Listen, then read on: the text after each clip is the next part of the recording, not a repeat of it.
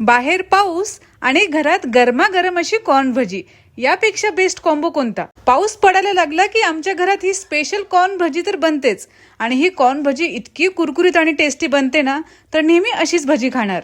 त्यासाठी मस्त fresh corn घ्यायचा, मध्ये त्याला कट करून नंतर साइडने चाकूच्या सहाय्याने सगळे दाणे काढून घ्यायचे।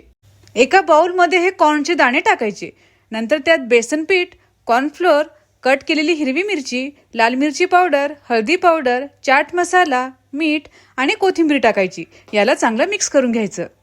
नंतर थोडंसं बाइंडिंगसाठी त्यात पाणी टाकायचं, खूप पण पाणी टाकायचं नाही।